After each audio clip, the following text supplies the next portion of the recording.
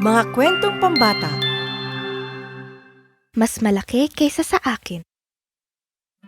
Noong unang panahon, sa kaharian ng Gwenol, may nakatirang Prinsipe Gwen at ang nakakabata niyang kapatid si Prinsesa Gwendolyn.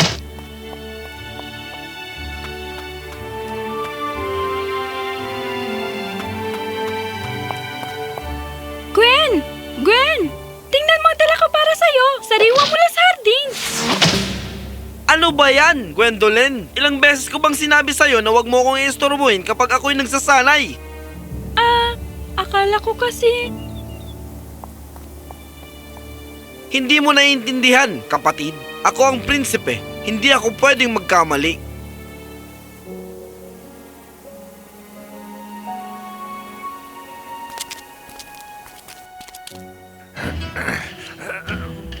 Ang kampo sa gubat ay napakasaya. Pero sobrang late na natin. Prinsipe, magmadali ka na lang sa ensayo at sabihin mong napasarap ang tulog mo. Prinsipe Gwen! Magandang umaga, guro! Sa loob ng arena, ngayon din.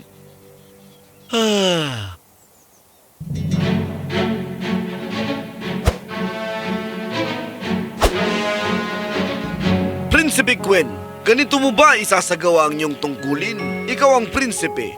Ikaw ang mangunguna sa buong hukbo at ganito mo ba sila pamumunuan? Dadalhin mo ba ang buong kaharian sa kaguluhan?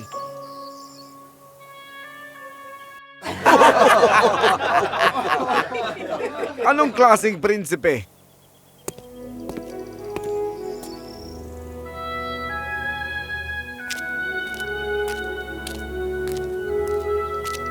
Ang tingin iyon, ang paggadismaya ng aking ama. Kapatid, wala nang mas masakit o mas malaking insulto ba para sa isang prinsipe? Anong klaseng prinsipe? Habang iniisip ng prinsipe ang masakit na alaala, hindi niya alam ang isang bagay.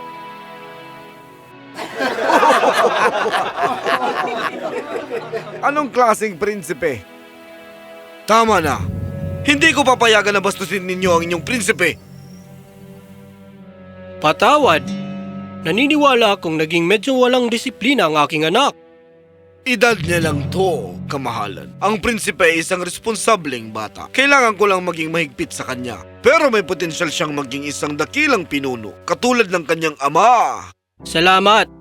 Nagkaroon ako ng mahusay na guro at ganun rin ang aking anak. Ngunit hindi ito alam ng prinsipe.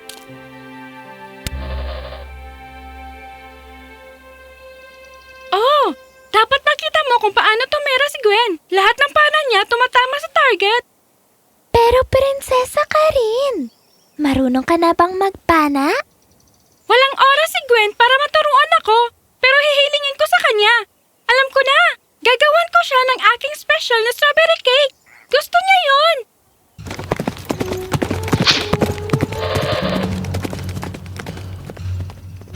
Focus!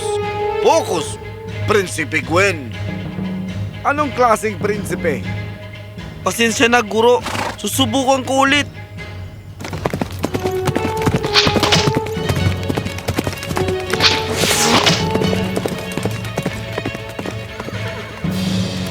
Nagawa ko, guro. Sa isang labanan, baka isang pagkakataon lang ang makukuha mo. Siguraduhin mong hindi mo ito sasayangin. Tama na para sa araw na ito.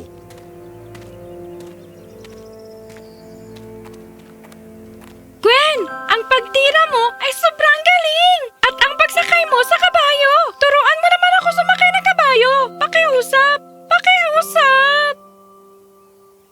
Bakit ka nandito? Napakagaling mo sumakay sa kabayo! At, sadali lang! Strawberry cake! Yung paborito mo! Cake? Pinagpaliban mo ang aking ensayo dahil sa cake? Bakit palagi mo akong iniistorbo kapag ako'y nagsasanay? Kailan ka titigil? Dahil sa'yo.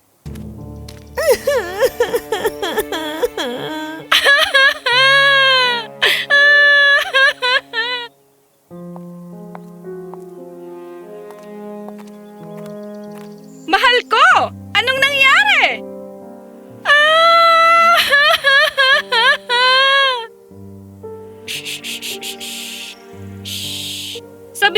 akin, mahal ko? Anong nangyari? Bakit galit na galit sa akin si Gwen? Hindi kanya kinamumuhian. Walang pwedeng magalit sa'yo, mahal ko. Mahal ka ni Gwen. Mahal ka naming lahat. Hindi niya ako mahal.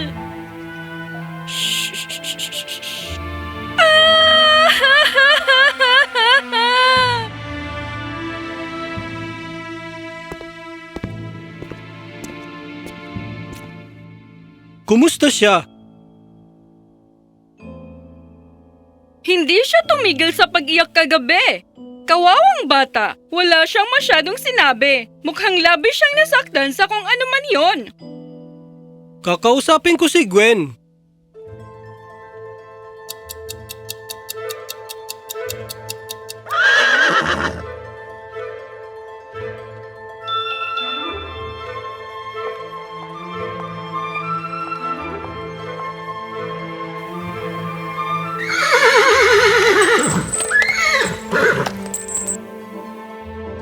Gwen!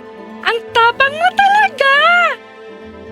Kamahalan, nagawa mong sanayin ang kabayong ito. Takot lang siya sa sarili niyang anino. Kaya't pinarap ko siya sa ibang direksyon para hindi niya ito makita.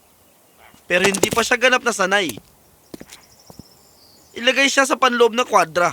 Maaari pa rin siyang maging mapanganib. Ayon sa iyong utos, kamahalan.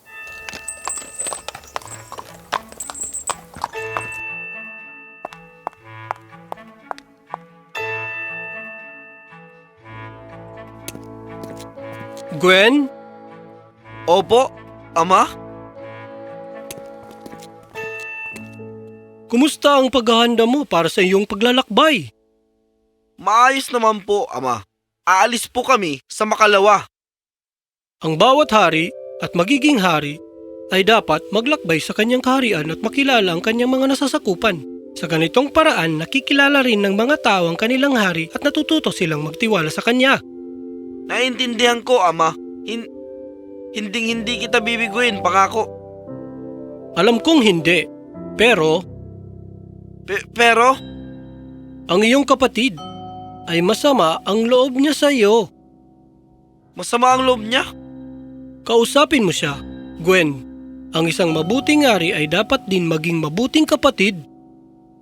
Ama, pasensya na po kung nadismaya ko kayo sa akin. Kausapin mo lang siya, okay? Nabigo ko na naman siya. Muli na naman. Gwendolyn! Bantay, nakita mo ba si Gwendolyn? Nakita ko siyang pumunta sa kwadra.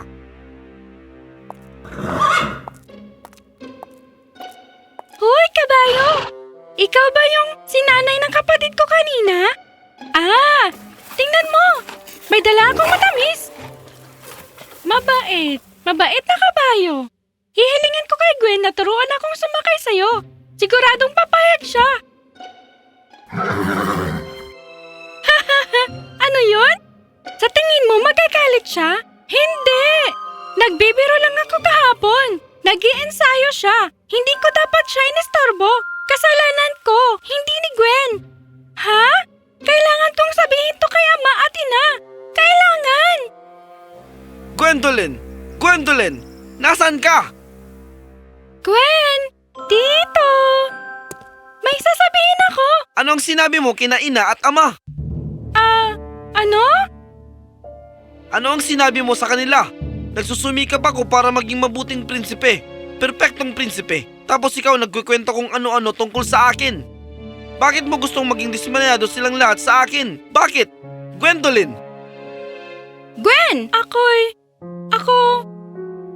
Bakit hindi mo na lang ako pabayaan? Huwag mo na lang akong istorbohin. Gwen! Sige, kung gusto mong pabayaan kita, ako rin, hindi kita kailangan. Shh! Hindi ngayon. Bukas, ako ang sasakay sa'yo. Mag-isa. Habang abala ang lahat sa pagpapalis kay Gwen sa kanyang paglalakbay, dadaan tayo sa likod ng pinto. Ingat sa paglalakbay mo, anak.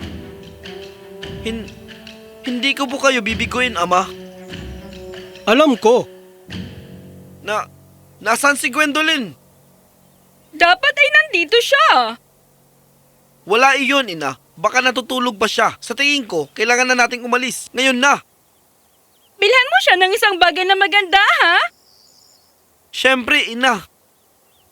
Kaya, umalis si Prinsipe Gwen sa kanyang paglalakbay sa kaharian at habang ang lahat ay abala sa pagpapaalis sa kanya, pumunta si Gwendolyn sa kwadra at sinakyan ang kabayo. Tara na, kabayo. Umalis na tayo.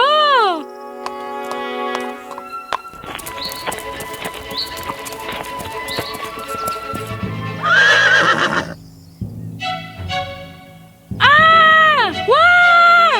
Kabayo! Anong problema?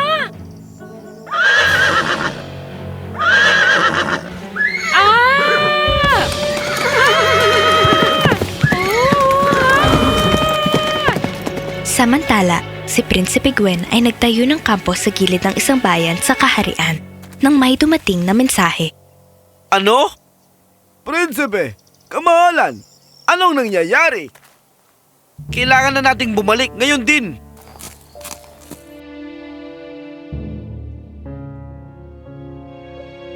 Sobrang lala ng kanyang kalagayan.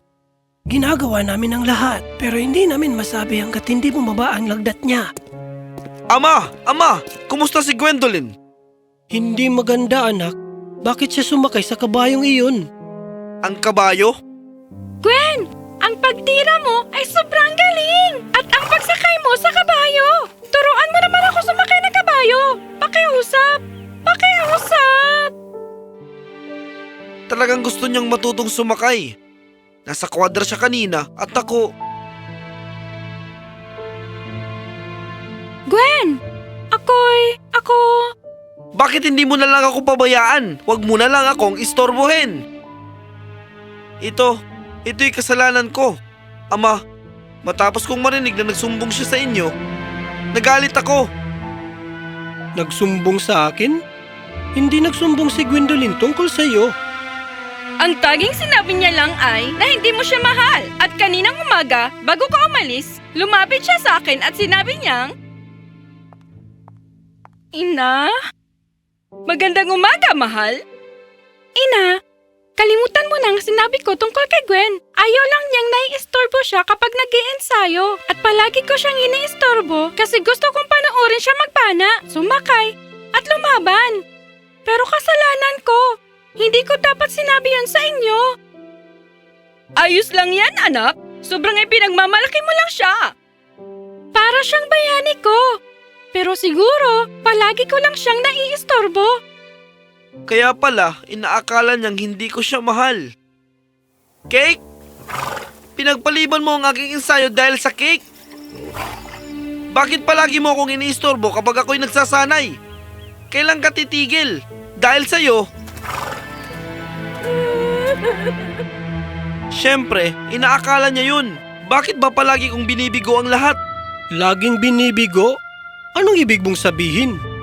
Noong araw na yon sa pagsasanay ng pagpana at...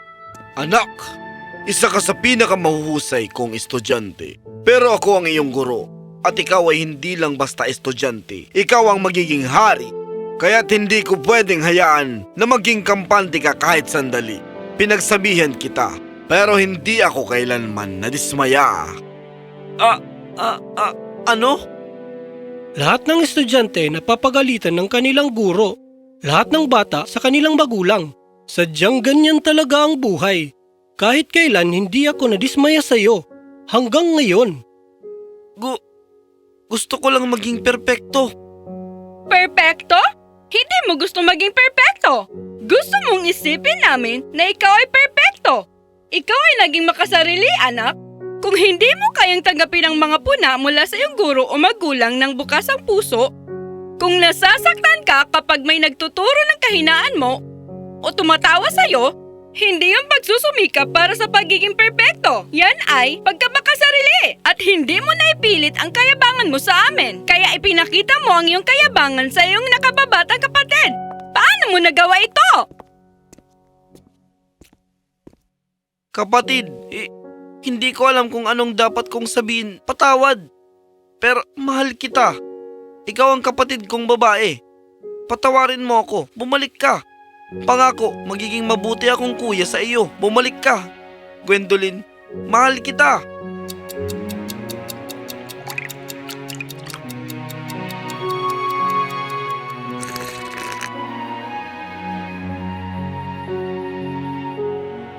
Bumaba na ang lagnat niya. Bumaba na ang lagnat niya. Ibig sabihin, wala nang impeksyon. Gagaling siya. Ang prinsesa ay isang mangdirigma. Siya ay isang tunay na kamahalan. Gwendolyn, buhay ka. Mahal kong kapatid. Gwen? Ikaw? Kumusta? Nung araw na iyon, natutunan ni Gwen na wala rin isa sa atin ang perpekto. At hindi naman natin kailangan maging perpekto basta tayo ay mapagkumbaba at handang matuto. Natutunan din ni Gwen na ang pinakamasamang bagay na maaring gawin ng isang tao sa mahal niya ay ipataw sa kanila ang kanyang kayabangan. Ang kanyang pangangailangan laging tama at perpekto. Nang matanggal ni Prinsipe Gwen ang kanyang kayabangan, naging mas masaya siya at nang naging mas masaya siya, saka siya naging halos perpektong prinsipe, mag-aaral, mampana, mandirigma at kapatid.